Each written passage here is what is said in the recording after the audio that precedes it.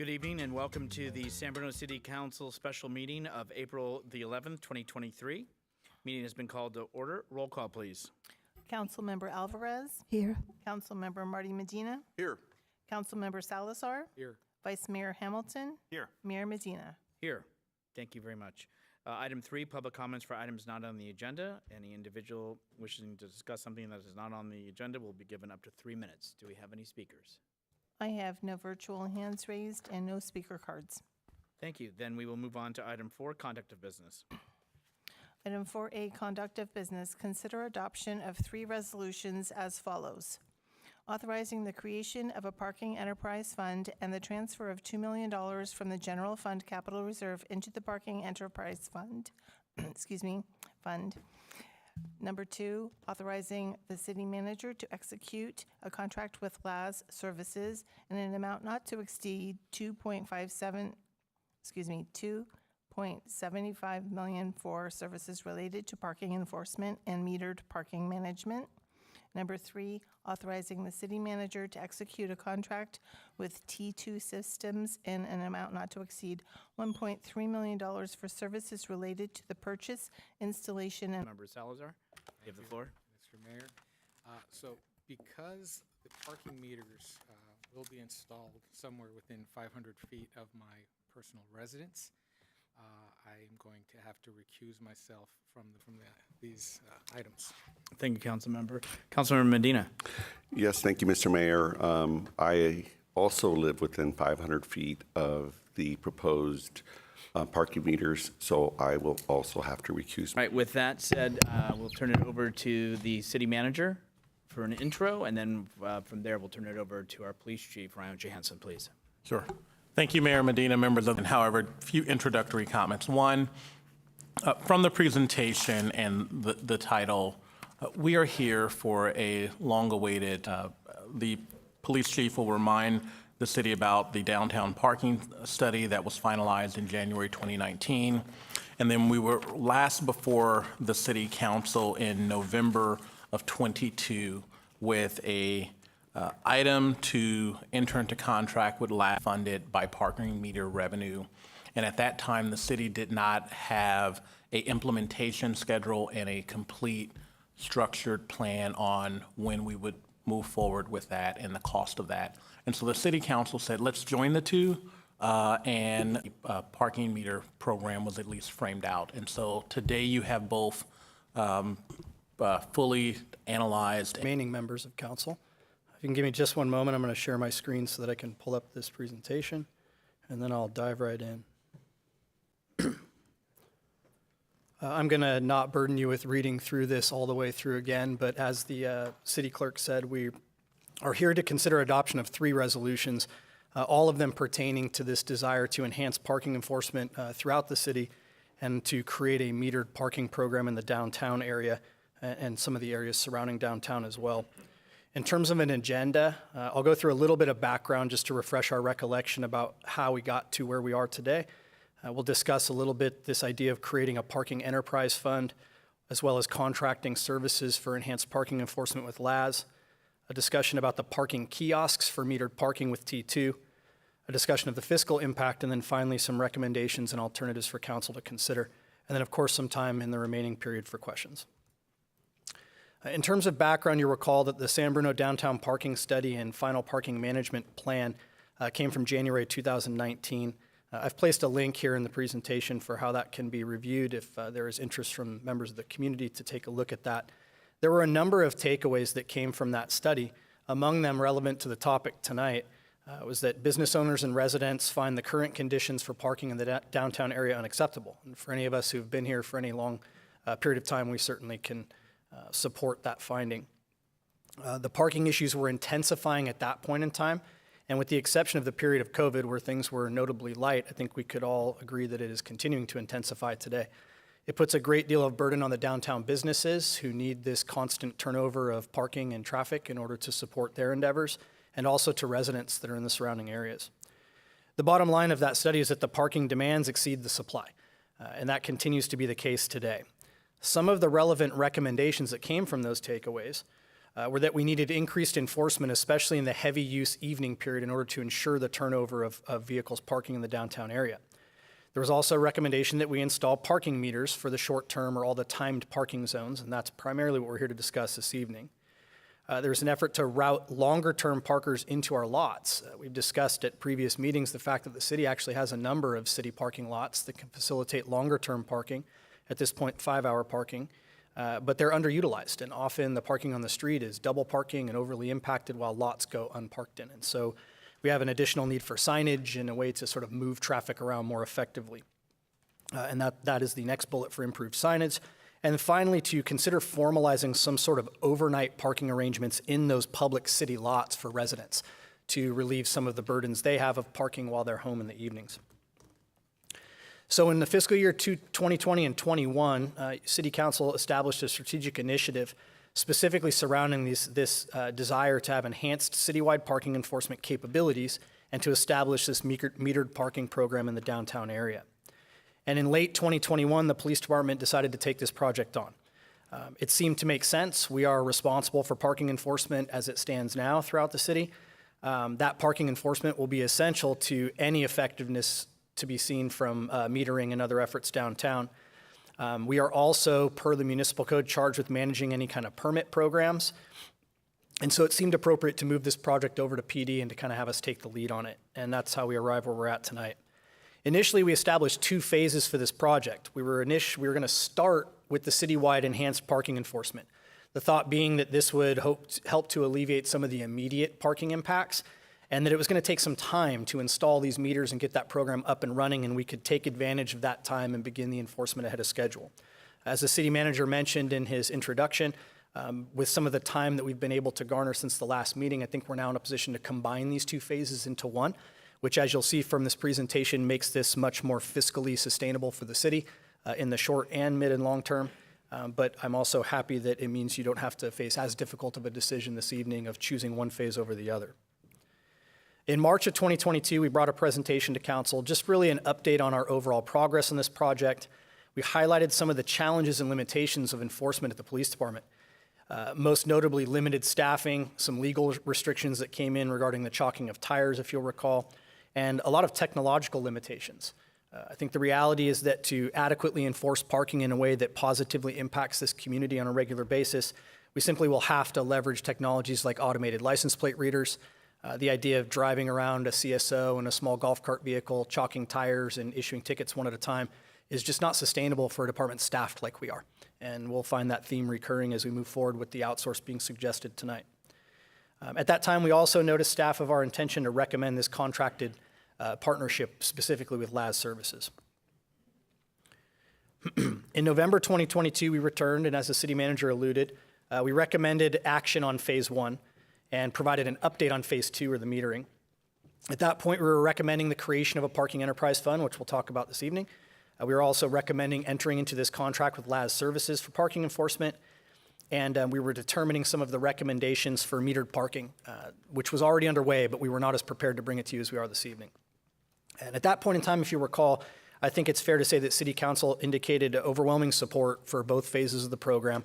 At that point in time, we were short of completing a meet and confer process with the police union, and the desire from council was for us to complete that process, which was underway, and then bring this item back. And so, as you'll find later in the presentation, that process has concluded with favorable outcome, and the outsourcing of parking enforcement to LAS Services is endorsed and supported by the police unit.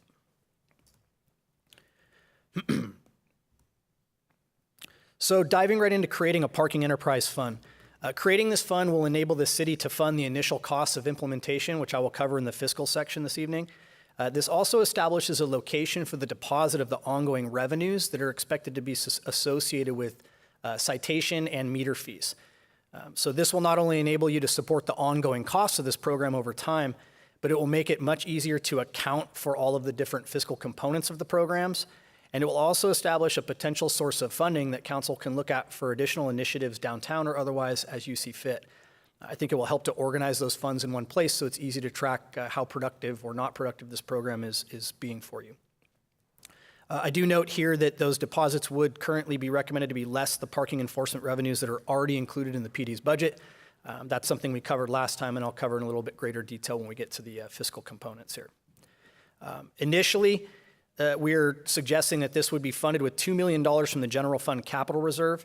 This is essentially enough to cover the cost of the meter kiosk purchases and installation, as well as 5 years of metered parking services and the first year of the enforcement contract with LAS services. And again, when we get into the fiscal section, I will cover in greater detail why I think that it is adequate to cover only the first year of LAS in this deposit, but that is something that we can certainly discuss further at your leisure.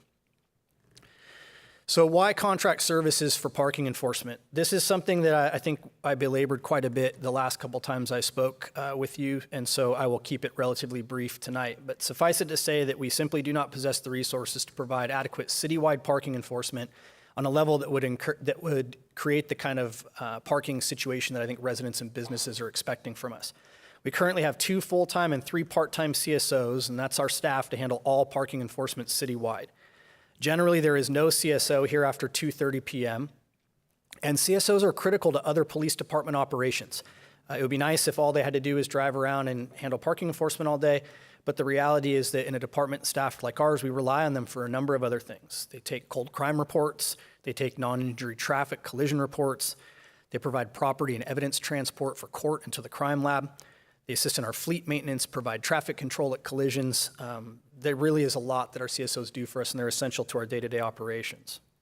So it would probably beg the question of, well, then why don't we just hire more CSOs? They're force multipliers. They're hugely valuable to the police department on a number of fronts. And I think the fact is that we just can't. There's a waning interest in this, a bit of a waning interest in the CSO position over time. I think we're seeing that law enforcement in general, it's a bit of a waning interest, difficulty in recruiting and bringing in new folks. And typically the CSO position is staffed with folks that are too young to be police officers but are aspiring to do so in the future. And this is sort of their foot in the door. And so we're not seeing the same level of interest.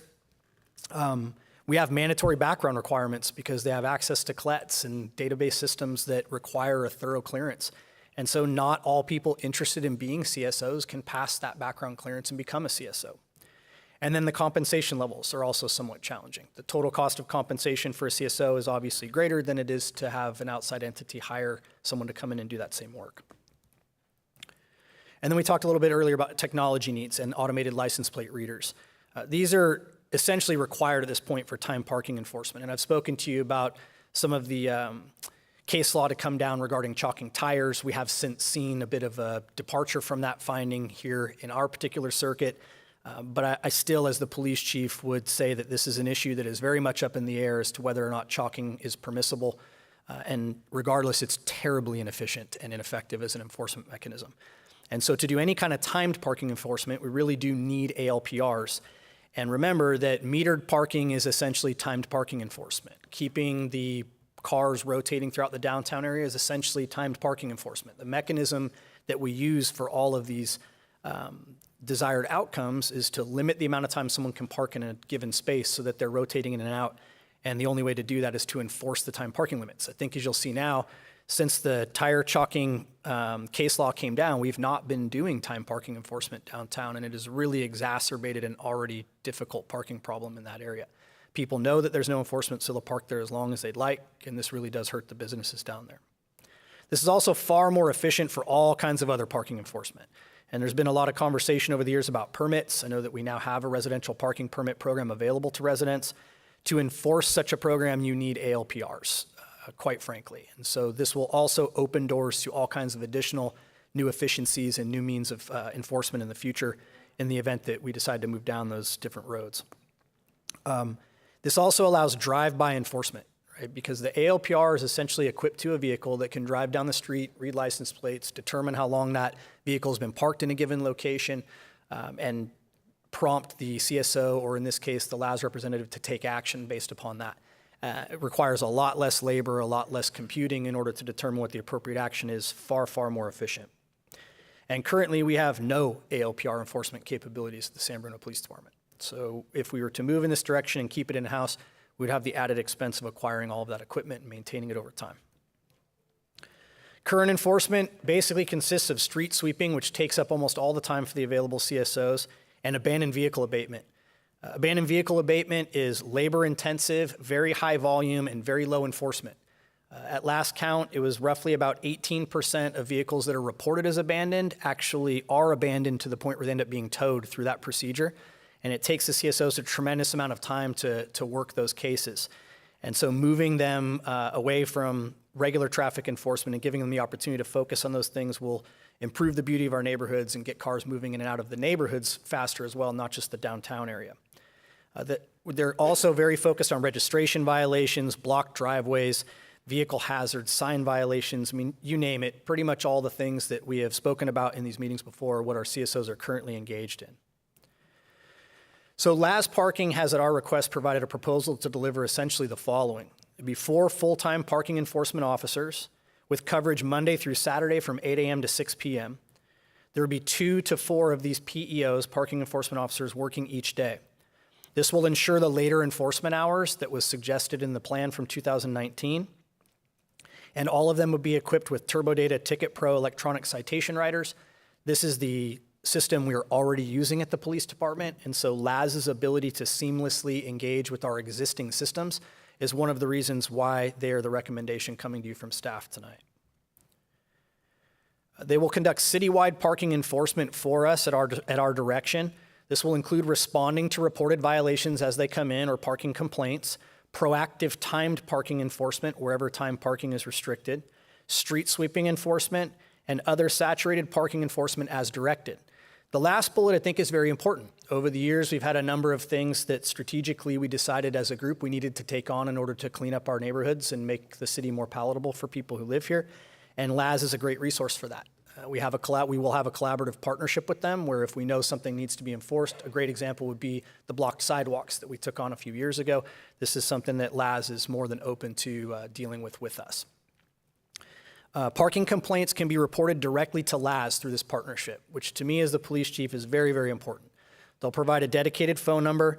We can still use the San Bruno Responds app, which they will have access to, and calls to the PD regarding parking will go straight to LAS. So this will also alleviate a lot of the staffing burdens we have at the police department on dispatch, call takers, and records.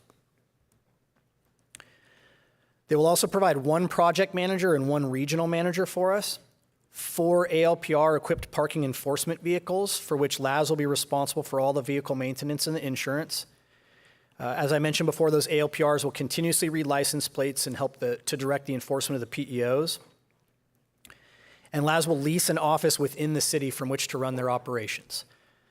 The hope is to put that office downtown directly. This partnership will immediately enhance our citywide parking enforcement. The regular, consistent patrols for a wide array of violations is something we haven't seen in quite some time that I think will be appreciated by both residents and business owners. It will give us the immediate ability to resume timed parking enforcement even prior to meters going in the downtown area. And it will allow the enforcement of that metered parking when they are in fact installed. It will also give us the capability to enforce permit parking programs, as previously mentioned. And so I think that will be one less hindrance as different neighborhoods may be considering that as a possible solution to their parking problems. Now, some parking-related activities will still need to be handled by the police department and its community service officers, mostly those that are requiring CLETS clearance. So if we have to run license plates for registration or insurance, if we have to look for who the registered owner of a given vehicle is, the LAS parking enforcement officers will not have CLETS access. This is necessary to alleviate some of that backgrounding burden, but also just from a pure logistics standpoint to not have to provide those accessibility points in their vehicles. So CSOs will continue to conduct most of those activities. And as I mentioned before, those CSOs are essential to our ongoing other services. And so it's important to note that nothing in this proposal is suggesting the removal or the freezing of any CSO positions that are currently staffed in the PD's budget. So then the question comes up of why LAS parking? If we know we want a partnership with an outside partner, why would it be LAS? There are a number of reasons for that, which would take up more time than I have this evening, but I'll highlight a few of them. First, they're a national company with offices across the United States. I was in San Diego yesterday giving a presentation, and there were LAS parking offices all over downtown San Diego. I think that they are a company with a proven track record in a number of jurisdictions, many of which are much more challenging than ours. And we have every reason to believe they can deliver on what they're promising to us.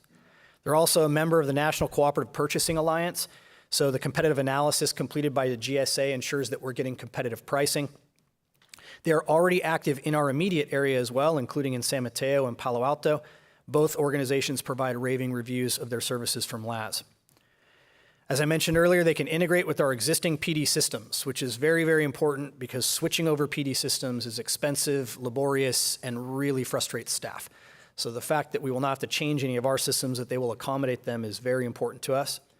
They have an existing connection with T2, which is the meter vendor I'll be talking to you about shortly. So it should be a seamless transition there. They're very flexible in their scope and nature of enforcement based on our needs, and they are a full use of ALPR organization. They provide fair and consistent parking enforcement. And you'll see from their website, they're focused on creating a culture of compliance, which I think rings true to what we want here in San Bruno. It's not that we want to go out and issue millions of tickets. The tickets are a mechanism to gain voluntary compliance. What we want is for people to park in ways that serves the businesses and the residents of this community and that makes it a bit more fair for everybody. They provide a number of value-added services. I think I can probably group them all into saying that they become this all-inclusive parking enforcement resource for the city. They are willing to take the calls from residents. They will take on complaints from residents. They will be highly visible to residents, and they relieve all those burdens on city staff. So what will expanded enforcement look like? I want to be fully forthcoming in saying that as we found with the blocked sidewalk initiative, increased enforcement will create frustrations within our community. Violations that have not been previously enforced with any consistency now will be, and areas that have not had any consistent enforcement now will, including street sweeping potentially citywide. So the police department, as always, will engage in a robust outreach effort prior to this expansion of enforcement. This will, as usual, include postings on the website, social media, the city manager's newsletter, and potentially utility bill inserts.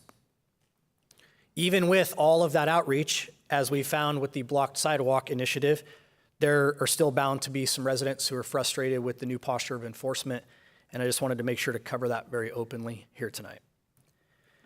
So now I'll transition over to metered parking and what the current proposal is there.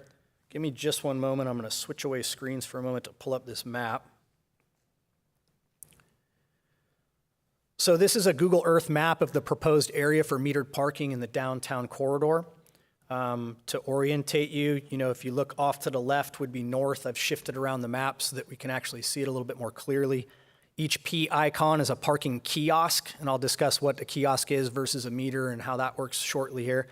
But essentially what you're looking at is all of San Mateo Avenue in the business district, all of El Camino, essentially from Canes to Crystal Springs, and pieces of Huntington and Angus surrounding the Artichoke Joe's property. These are all areas that are currently already time parking enforced. So we're not really changing our posture there. We're simply changing the mechanism, moving to a model where people will pay to park and where we can enforce using ALPR technology.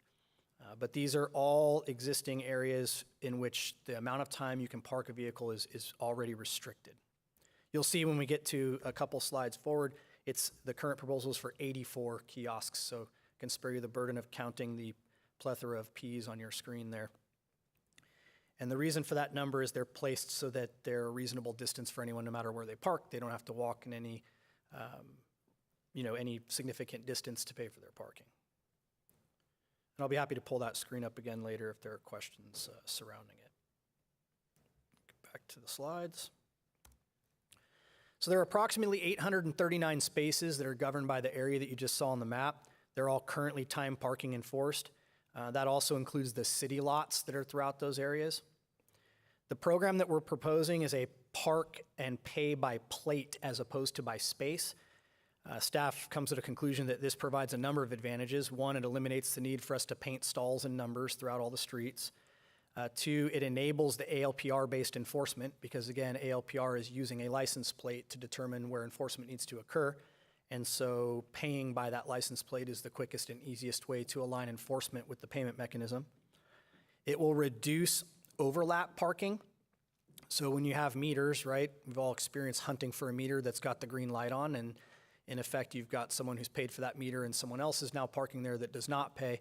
But when you're paying by license plate, everyone who parks will have to pay their fair share to park in the area.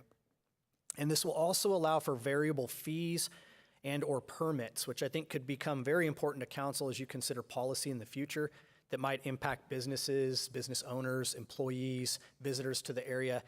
This will, because it's all computer-based and pay-by-plate, it'll give us the ability to provide discounted rates for certain groups if you feel that it's appropriate, to provide different rates at different times of day in different zones, provides a lot more flexibility than a pay-by-space structure. And this will suggest kiosks as opposed to individual meters. The kiosks are solar-powered, cellular connected, so there is no hard infrastructure required for them to operate, which was a big selling point for us. They'll allow cash, card, and app payments. So by app payment, I mean that you can pay with a parking app that will be utilized to put your license plate, your vehicle in, and say you're parking in a certain zone for a certain period of time, as well as cash apps and other mechanisms people use to pay. The kiosks we're looking at, you'll see pictured here on the slide. This is the T2 Cosmo 2 pay station. The proposals for 84 of those, as previously mentioned. I'm told the expected lifespan is between 10 and 15 years, and we're looking to purchase a full 5-year warranty on those. What I'm proposing tonight will include the installation of all of those kiosks, 5 years of service and repair, and extra parts for those that we kind of know tend to need to be replaced within that window. We're trying to account for as many of the costs as we can in what I'm proposing to you this evening, so there's no big surprises in the immediate future for council to consider from a fiscal perspective. T2 has an existing partnership with LAS, and has done similar projects throughout the area. Again, a national company with offices across the United States. Again, a member of the National Cooperative Purchasing Alliance. Again, already active in the area and also able to integrate with all the existing police department systems. So with all this said, there will be additional items that will need to come to you for consideration in the immediate future. We're targeting this for within 90 days of passage of these resolutions. Some of those, and there may be others, would be to create and adopt a new city ordinance authorizing metered parking, its enforcement, and its fines, establishing the parking rates by zone and or by time, to establish temporary parking zone options, which has been a topic I know we've discussed in the past, as well as considering parking options for business owners, employees, and or residents, and considering overnight parking options in the city lots, which was another one of the recommendations from the 2019 plan. So diving into the fiscal impact here, and these are all, I believe, numbers that you may recollect from the last time that I presented when we're talking about LAS. So we're proposing a 5-year contract with LAS with an estimated total cost of about $2.5 million over the 5 years. The average monthly cost is about $43,000. These costs will be paid directly to LAS monthly, and this first chart just indicates the anticipated monthly and annual costs over the 5 years of the contract. Citation revenues. Average monthly revenue right now projected in the police department budget is $54,995 per month. Again, as I mentioned earlier, this is already accounted for and encumbered in the police department budget, so my recommendation would not be to directly use this to offset the expense of phase 1 and phase 2 being recommended this evening. We do expect a substantial increase in citation revenue with the LAS contract based upon the fact that we'll now be conducting consistent enforcement and that enforcement will be citywide. If you compare that to our current enforcement posture, it's quite a difference. So when you look at that potential difference, LAS Parking has conducted an analysis for us of 7 contract locations in California. The first year increased citation revenues were between 45 and 130% largely based upon what their current enforcement posture is. And as I say, our current enforcement posture is extremely minimal.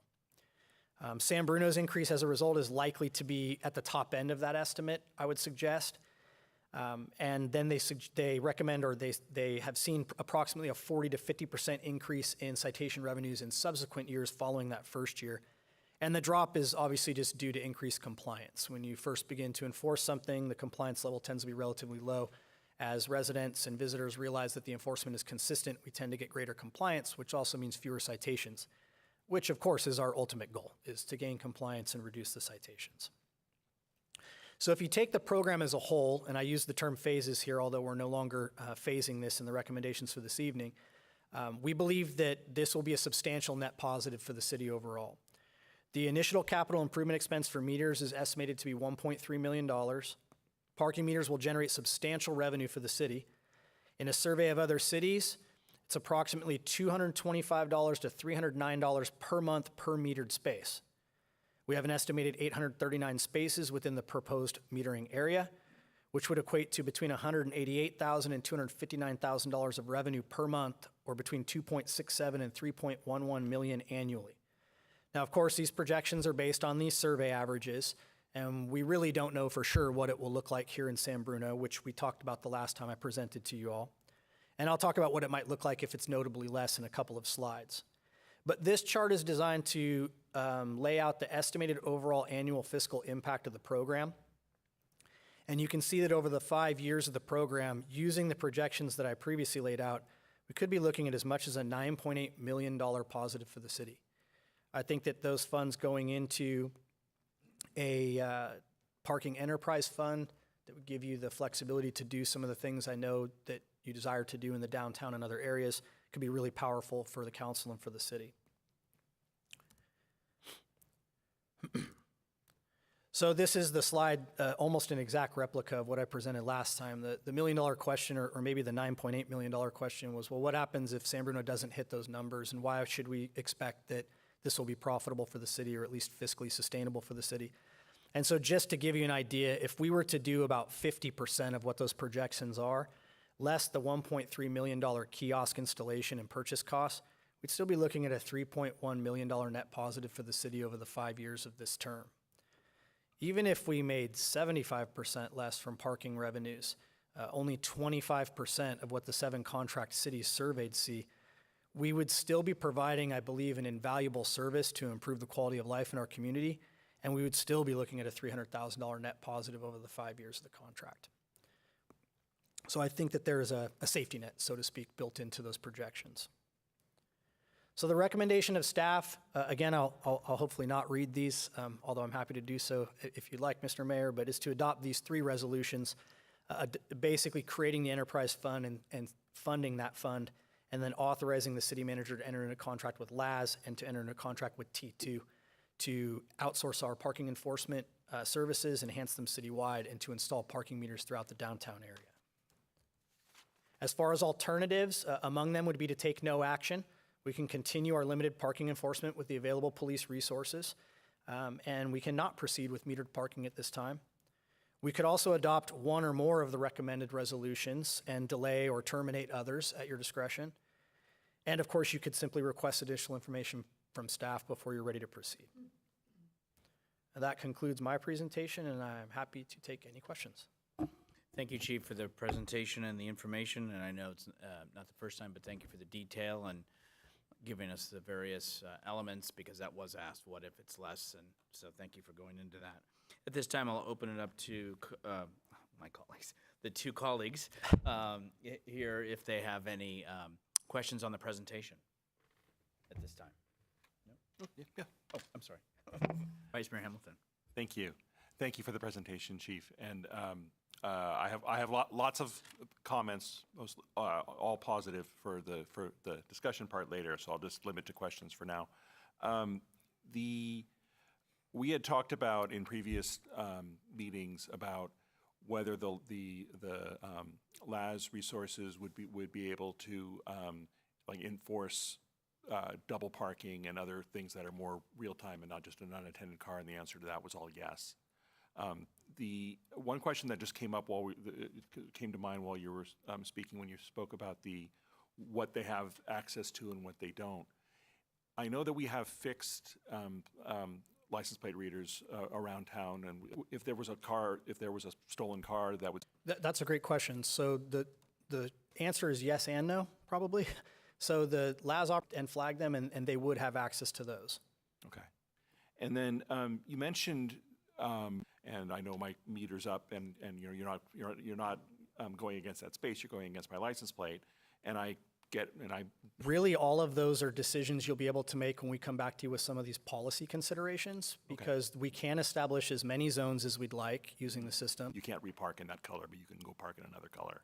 Those Right. types of things. Okay, great. Everything else I have is comments, so I'll stop there. Thank you. Councilmember Alvarez. The initial contract or yearly 5-year contract,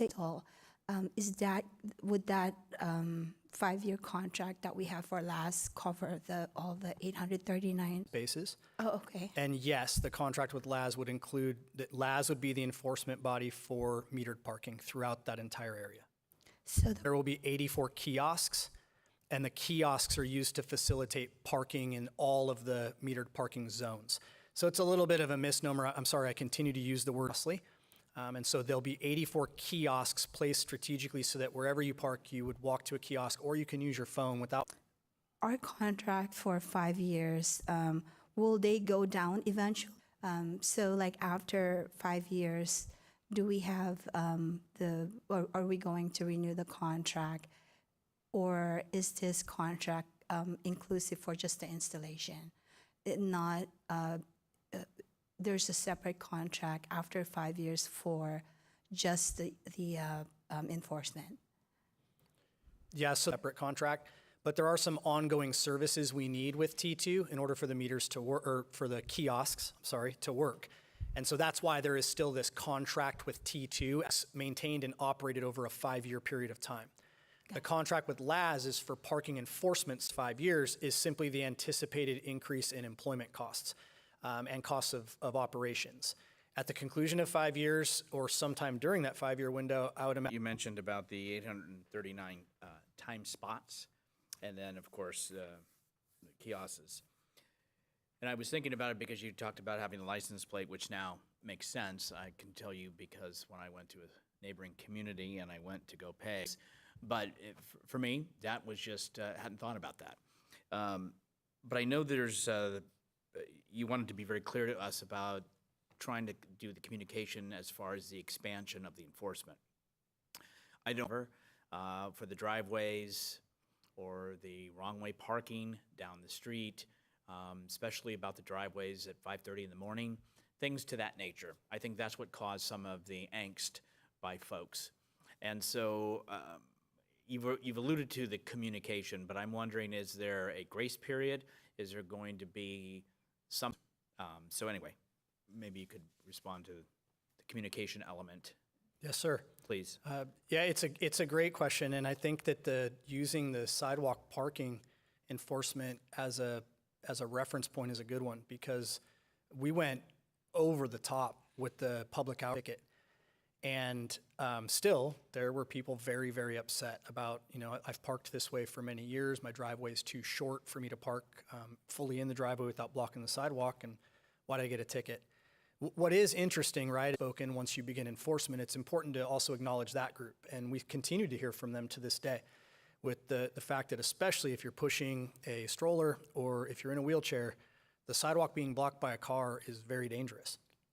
And so I think I just use that as an example to say that no matter how bad enforcement, they always do. I think that we will do our absolute best to get a lot of information out there publicly. We also will, as always, have some discretion over citations as they get appealed, as people, contact and have compelling reasons as to why they were parked. The wait period will do much. Not to mention the fact that, bear in mind that parking in these ways is illegal right now. It's been illegal ever since they started doing it. And the public outreach is in an effort to be San Bruno, to be as courteous as we can possibly be and try not to create that pain. But we don't have the old public safety issues, and then we will continue to do that. I don't think. Please don't misunderstand that expanded parking enforcement citywide means zero tolerance on every possible violation and just tickets issued like crazy. We're going to focus on the things that will improve quality of life for the community, and we'll do great public outreach, but I think we'll get some pushback. And I appreciate your response, and I think that's what I wanted for those who may come in the future and they have today, that they had yesterday, that they'll have tomorrow. And then the other thing is on the staffing component. When that happens, how are we assured that they meet the expectation of the staffing level? I mean, obviously, people go on vacation, people get sick, people, et cetera. So how do we know we're hitting the mark as far as the staffing that has been paid for or budgeted is actually being implemented? Yeah, that's a great question too. So my intention at this point is to have the entire program overseen by a police lieutenant. At this point, that would be Lieutenant Wong. He did almost all of the work and what you saw here tonight. I'm just the bobbing head that gets to tell you about it. They've not had issues in that regard. Laz has been a great partner for them. They've been able to count on them to staff things appropriately. I think that even if we weren't on top of it for a day, the reality is that the community, especially the business community, will be. We tend to hear very quickly when massive enforcement with LAS. Even LAS will have to ratchet up the staffing. It will take some time to do that. So we'll put cars in order and we're at a full enforcement posture. The other thing that's really to make sure that the enforcement. I appreciate that response, and if we're spending time type of activities as well, it should be within the organization. That's it for- Let me just to clarify, I'm sorry, I didn't, when I talked about the lieutenant, I mean that he'll have oversight in that he will be reviewing the regular reports from. To the public that wish to speak on this item? There are no virtual hands raised, and we have no speaker cards.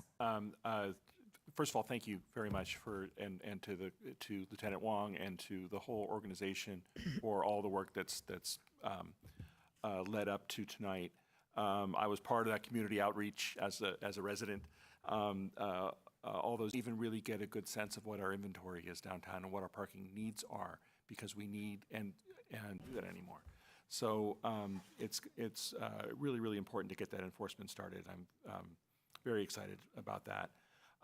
The education part is extremely key as well, as you were just discussing with the mayor, especially that wayfinding signage. There's so many people who just don't, they drive downtown, they don't see any spaces, and then they just keep on going because they just don't even realize that we've got lots. So that's going to be really, really key. So I'm glad that that's part of this plan. Media channels that we can help to amplify all of those things. So, please, when those things go out, I always watch for those anyway, but I know online, but I don't always get them. So, it'd be great if you can, work through the city managers. I do have one quick question for the city attorney. Do we need 3 different actions, or can we No. adopt all 3? I can- You know that already? Yeah. Okay, thank you. Yep. I've got that one down by now. The motion as read by the deputy city clerk with a second, and if there is a majority, then it would go forward. Great. If there's no more comments, I'll just do that. If we're good, okay. I would like to make a motion to adopt the 3 resolutions as read by the deputy city clerk. Is there a second? I second. There's motion, Hamilton, second, and Alvarez. All those in favor say aye. Aye. Any opposed? Any abstentions? I have a 3-0 with 2 recusals. Recusals are Mr. Salazar and Marty Medina, and the 3 ayes are Mr. Hamilton, Rico Medina, and Sandy Alvarez. With that, thank you, Chief, and please pass on our thanks to Lieutenant Wong. And with that, we'll have a few minutes before our minutes on today's date, right here. Meeting adjourned of this special